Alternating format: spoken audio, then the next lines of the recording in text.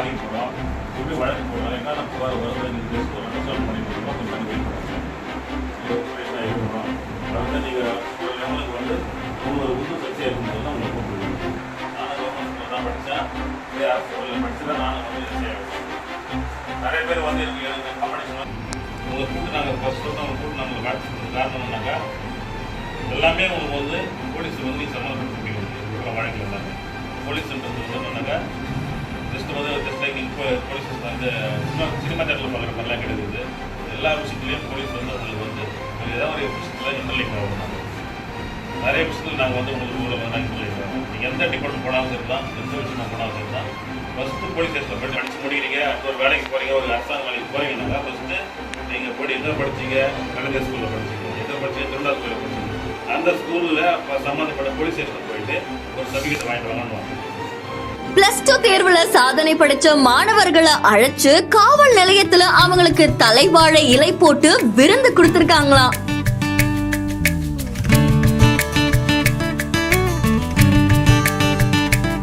வடை, பாயாசம், அப்பளம், சாம்பார்னு மாணவர்களை உற்சாகப்படுத்தின காவல்துறையினருக்கு இப்போ பாராட்டுகள் குவிஞ்சுகிட்டு வருது.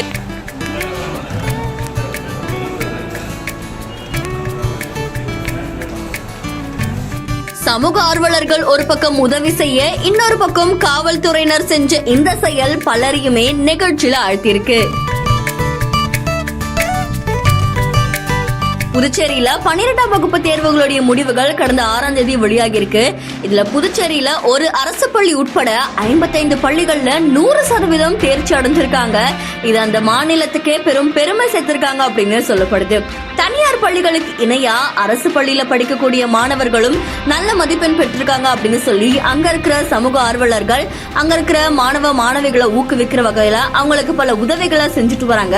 இந்த நிலையில புதுச்சேரி திருப்புவனை காவல் நிலைய சரகத்துக்குட்பட்ட அங்க இருக்கக்கூடிய அரசு பள்ளிகள்ல படிச்ச 3 முதல் இடங்களை பிடிச்ச மாணவ மாணவிகளை கௌரவிக்கிற வகையில திருப்புவனை காவல் நிலையத்துக்கு அழைச்சு உதவி ஆய்வாளர் இளங்கோ அவர்கள் அந்த +2 தேர்வுல முதல் 3 இடங்களை பிடிச்ச மாணவ மாணவிகளுக்கு பொன்னாடை அணிவிச்சு அவங்களுக்கு எழுது பொருட்களை கொடுத்து கௌரவப்படுத்தி இருக்காங்க.